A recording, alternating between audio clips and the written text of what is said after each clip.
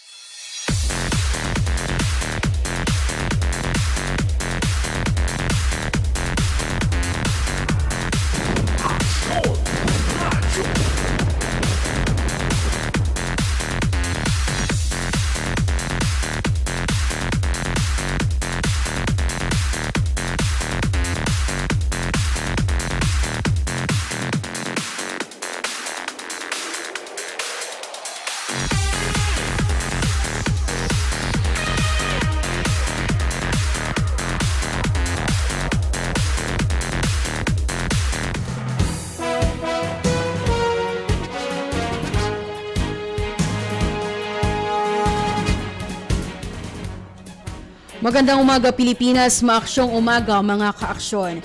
Suma sa inyo ang Aksyon Radyo Balita. Ang oras natin... Muli magandang umaga Pilipinas, maaksyong umaga mga kaaksyon. Suma sa inyo ang Aksyon Radyo Balita. Ang oras ay 7:14 ng umaga, araw ng Linggo, December 26, 2021. At ako ang inyong tagapagbalita, Action Claire de Guzman. Ang mga ulo ng balita.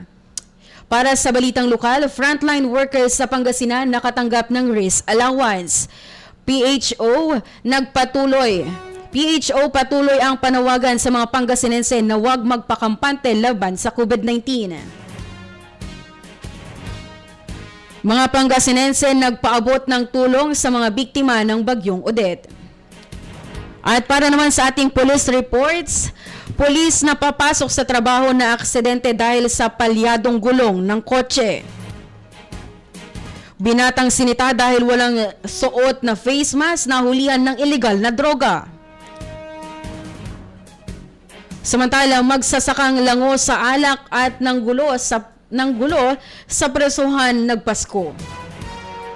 At para naman sa ating balitang nasyonal, 1 milyong pisong pabahay inilaan ng pamahalaan sa kada probinsyang nasalanta ng bagyong Odette. PNP naka-red alert laban sa posibleng pag-atake ng NPA. Para naman sa ating balita sa ibayong dagat, 3 Pinay kinuhang advisor ni Biden. At sa showbiz news, Joshua Agamulak ang dating. Para naman sa ating sports news, Gene Kings kinumpleto ang 10 teams sa PBA 3x3 Grand Finals.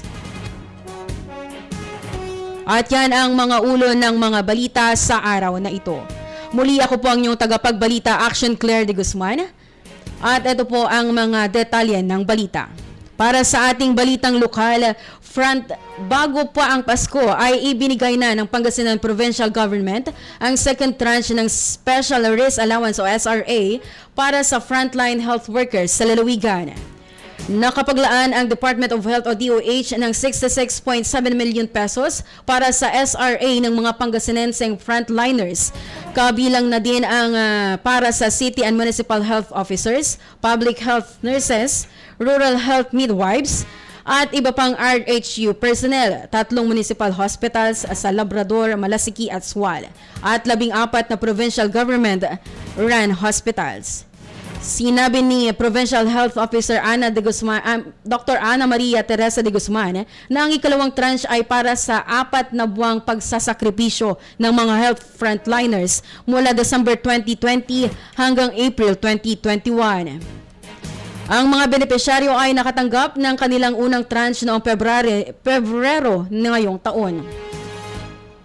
20,000 piso ang tinanggap ng high-risk personnel para sa 4 na buwan na serbisyo at 10,000 pesos naman para sa mga low-risk personnel ayon kay De Guzman. Sinabi ni Gobernador Amado I. Espino III na ang sakripisyo at kontribusyon ng mga health workers ay hindi maikukumpara at masusukat lalo na sa panahon ng pandemya.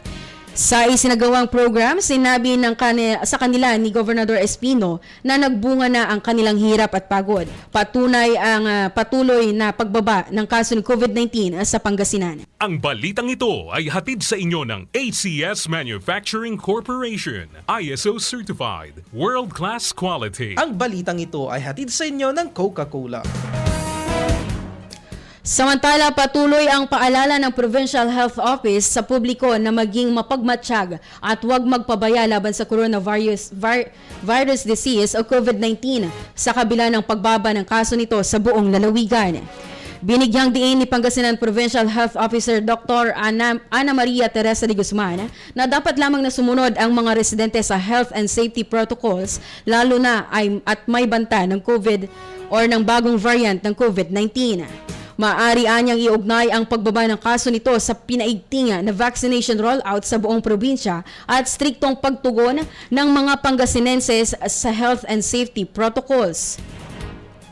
Nitong December 19, ang Pangasinan ay nakapagtala ng 76.83% ng total eligible population o 1,689,000,000 na individual na nakatanggap ng kanilang first dose ng COVID-19 vaccines at 1,122,330 or 51.05% ng eligible population sa lalawigan na pawang fully vaccinated na.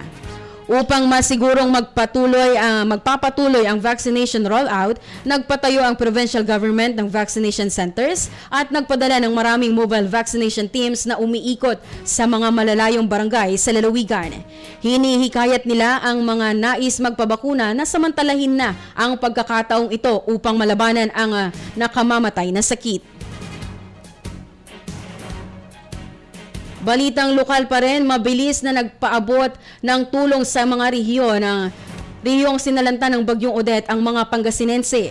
Bahagi ng serbisyong ng publiko ng Dagupan Electric Corporation o D-Corp, bumuo sila ng task force na tumutulong ngayon sa Visayan Electric Company para sa mas mabilis na pagbabalik ng power supply sa lugar. Sinabi ni Randy Castellan, legal officer at tagapagsalita ng D-Corp, sa isang panayam na may ilang linemen at safety and security officers ng D-Corp ang bahagi ng task force na ipinadala sa Cebu Province. Mananatili sila doon sa loob ng hanggang isang linggo depende sa tindi ng pinsala sa lugar. Malawakan ang iniwang pinsala ng Bagyong Odette nang maglandfall ito sa Cebu na naging dahilan naman ng matinding pagbaha at pagkapinsala ng mga kabahayan at mga ari-arian. Samantala, ang Pangasinan State University o PSU sa pamamagitan ng Extension Services Office nito ay nagsagawa naman ng fund drive para sa mga biktima ng Super Typhoon. Tinawag nila itong bilang tulong sa pag-ahon na nilalayong tulungan ang mga pamilya sa Central at Southern Philippines na nawala ng tirahan at kabuhayan. Maaari daw na ibigay ang tulong sa pamamagitan ni Professor Francis Argente, Director ng PSU Extension Services, sa GCash number na 0916-556-1981. Nagsasagawa na rin ng relief operation ang Pangasinan Provincial Police Office habang sinisiguro na lahat ng kanilang donasyon ay makakarating sa mga biktima sa Visayas at Mindanao. Short Radyo. Police Report. At para naman sa ating mga police reports, sugatan ang isang pulis matapos sumalpok sa puno ng mangga ang minamanehong kotse sa bayan ng Manawag. Papasok na sa kanyang trabaho si Police Corporal Jelesi Valdez, 28 anyos, residente ng Maambal, Pusurubio at nakatalaga sa Lawak PNP. At habang nagmamaneho sa Barangay Road ng Barangay Pugaro, sumabog ang kaliwang gulong ng kotse sa harap dahil nawalan ng kontrol sa manubela at sumalpok sa puno. Sa lungsod naman ng Ordaneta, sumalpok sa kotse na minamaneho ng isang pulis ang isang motorsiklo na ang driver ay hinihinalang nakainom. Nangyari ang insidente sa Provincial Road ng Barangay Pinmaludpod sa Ordaneta City. Sa investigasyon ng otoridad, parehong tinatahak ni Victoriano Valdez Jr., PNP member na nakatalaga sa Ordaneta City, residente ng Barangay Sungkil, Santa Barbara, at motorsiklong minamaneho ni Catogen Norberte ng Barangay Santo Domingo, San Manuel ang lugar. Nag-overtake ang motorsiklo sa kotse, subalit nahagip nito ang rear portion ng kotse, dahilan para sumemplang at masugatan ang driver. Pinaniniwala ang nakainom si Norberte dahilan para isugod sa ospital. Samantala sa Oplancita, natiklo ng mga pulis ang isang 18 anyos na binata matapos mahulihan ng ilegal na droga sa lungsod ng San Carlos. Pinara ng mga pulis sa barangay Kawayan Kiling ang nagmumotorsiklong si King Aldrich Tamundong, residente ng barangay Malacao, Orbestundo, dahil sa kawalan ng face mask at walang lisensya. Habang kinukuha nito ang lisensya ay nahulog mula sa bulsa nito ang isang pakete ng suspected shabu. Kinumpis ka rin ang kanyang pitaka na may laman ring isang pakete ng suspected shabu. Nakaharap o hinaharap na nito ang kasong paglabag sa RA 9165.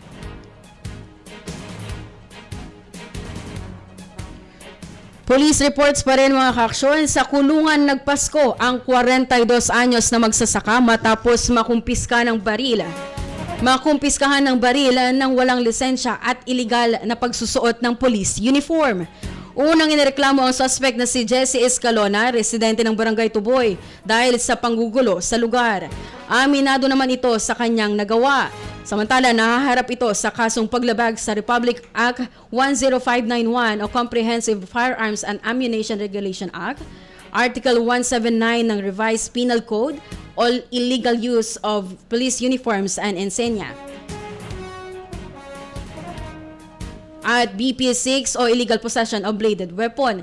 Patuloy naman na ang information and education drive ng PNP Asingan patungkol sa pagiging responsableng gun owner. Samantala, walang natira sa bahay at mga kagamitang pag-aari ni Salvacion Aquino ng Barangay Buod sa bayan ng Calasiao matapos matupok ng apoy noong Biyernes, isang araw bago ang Pasko. Ayon kay FO1 Job Nolan Aklan, PIO ng Bureau of Fire Protection Calasiao, nagsimula umanong tupukin ng apoy ang bahay sa pumutok na makina ng water tank. Naging mabilis umano ang kaganapan sa insidente dahilan ng pagkatupok ng bahay. Base sa inisyal na investigasyon o base sa inisyal na pagtataya ng BFP, nasa 300,000 hanggang 500,000 piso ang danyos na nangyaring sunog. Sa laki ng apoy ay tumagal ng 2 oras ang pag-aapulan nito at kinakailangan ng iba pang magre-responde. Sumugod sa lugar ang BFP Santa Barbara at Panda Volunteers upang tumulong sa pag-aapula ng sunog. Nagdeklara ng fire out ang BFP Calasiao sa ganap na alas 6:20 ng hapon. Sa kabila nito, wala namang naitalang nasawi sa insidente. Pagkaresponde ng mga pulis, naabutan nila ang isang lalaking nakainom na nanggulos at nakasuot pa ng pang-itaas na police uniform. Nang kapkapan ang mga rumesponding police, nakuha sa posesyon nito ang isang kalibre 38 revolver, 3 bala nito at isang kutsilyo. Samantala, sa pagtutok sa ating mga balitang nasyonal, 100 milyong pabahay inilaan ng pamahalaan sa kada probinsyang nasalanta ng Bagyong Odette. PNP naka-red alert laban sa posibleng pag-atake ng NPA. Lahat ng yan ay matutunghayan po natin matapos ang ilang mga paalala. Ang tubig ay buhay. Pangalagaan natin ito. Panatilihing malinis at maayos ang daloy nito. Ang mensaheng yan hatid sa inyo ng Binmalay Water District. Kung meron man kayong alam na mga illegal na connection o mga tumatagas na tubig mula sa kanilang tubo, ipagbigay alam sa kanilang tanggapan. Sa Luna Street, Poblasyon, Binmalay, Pangasinan, sa likuran lamang ng Municipal Public Auditorium o itawag sa telepono 540-00.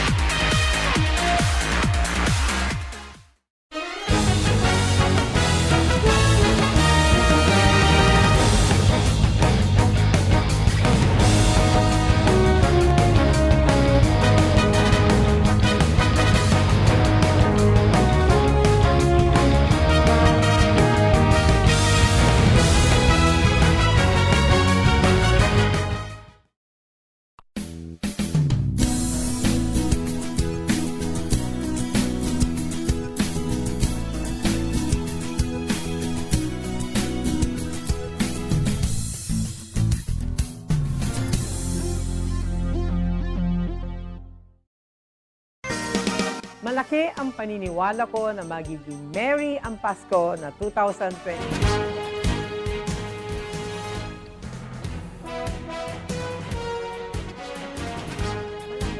At tayo po ay nagbabalik dito pa rin sa Action Radio Balita. Muli ako po si Action Claire de Guzman para sa pagtunghay sa mga detalye ng ating balitang nasyonal.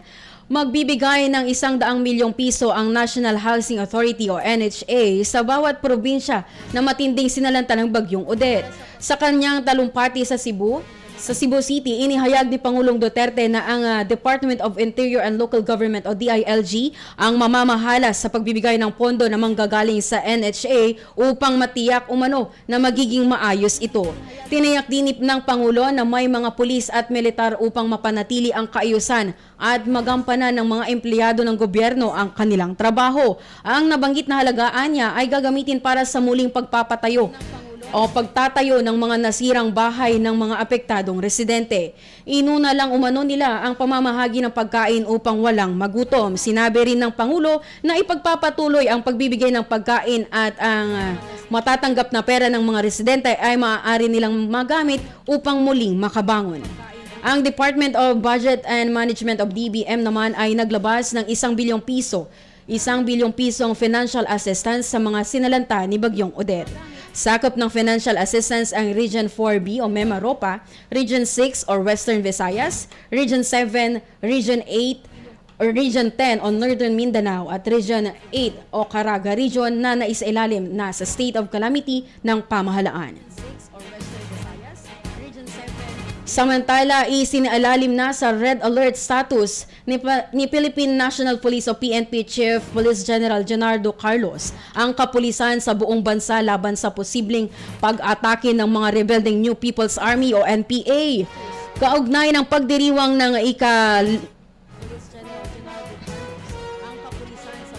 ika-53 na taong anibersaryo ng Communist Party of the Philippines o CPP ngayong araw, December 26. Ang direktiba ay ipinalabas ni Carlos sa lahat ng Police Regional Offices o PROs at National Operating Units para paigtingin pa ang pagiging vigilante laban sa anumang karahasan na maaring ihasik ng NPA rebels.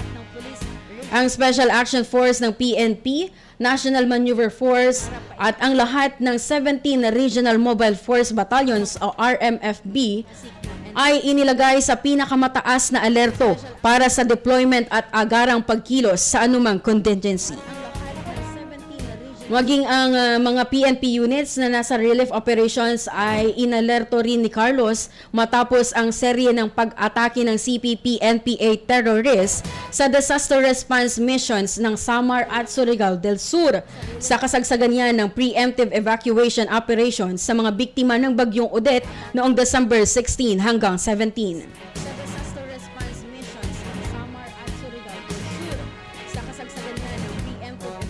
At para naman sa ating foreign news, 3 Pinay kinuhang advisor ni Biden.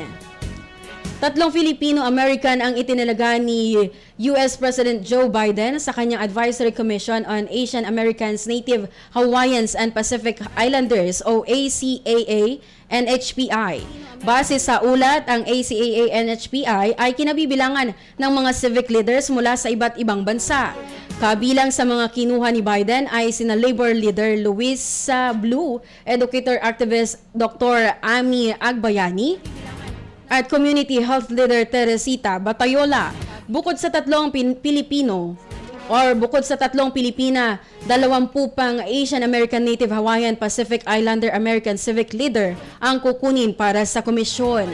Ang ACAA-NHPI ang siyang nagbibigay ng payo sa US President sa kung papaano maaring magtulungan ang publiko, pribado at non-profit sector upang isulong ang katarungan at pagkakataon para sa mga komunidad ng Asian American, Native Hawaiian at Pacific Islanders.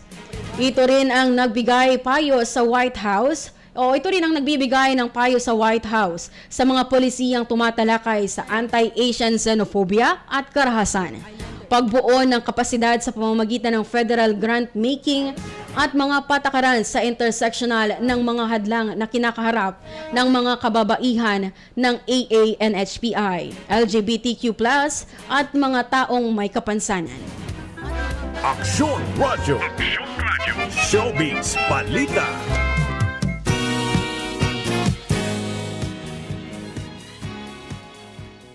Agamulak ang naging dating ni Joshua Garcia sa inilabas nitong dance steps sa isang social networking sites.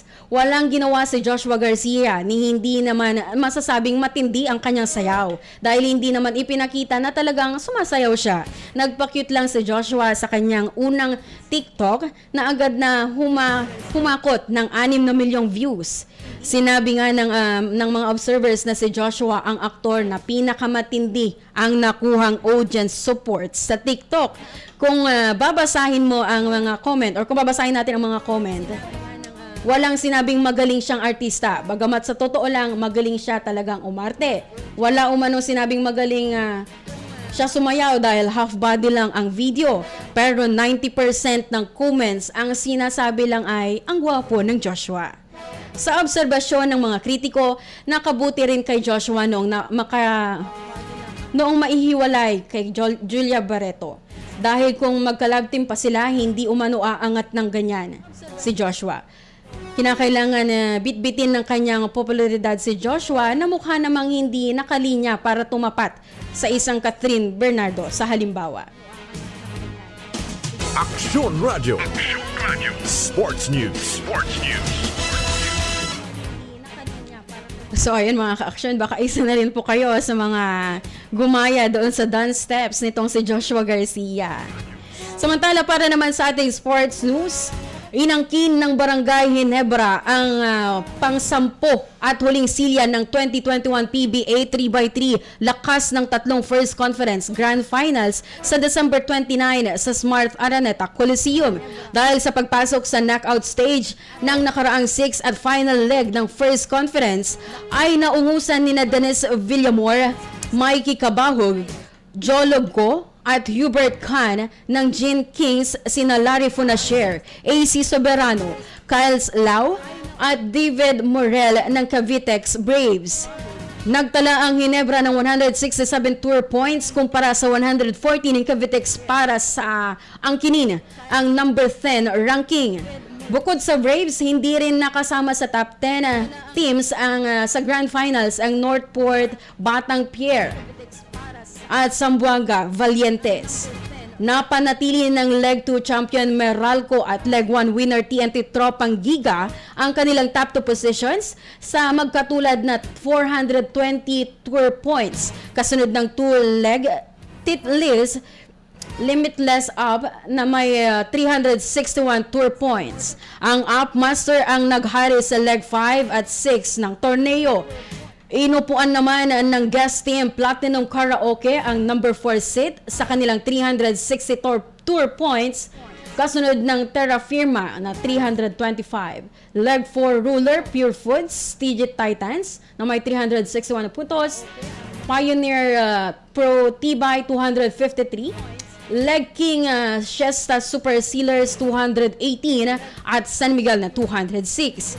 Ang magkakampiyon sa Grand Finals ang magbubulsa ng premyong 750,000 pesos habang ang second and third placer ay tatanggap ng 250,000 at 100,000 ayon sa pagkakasunod. Sa Grand Finals ang magbubulsa ng premyong 750,000 pesos habang ang second and third placer ay tatanggap ng 250,000 at 100,000 ayon sa. At yan ang mga kabuang balita sa araw na ito, araw po ng Linggo, December 26.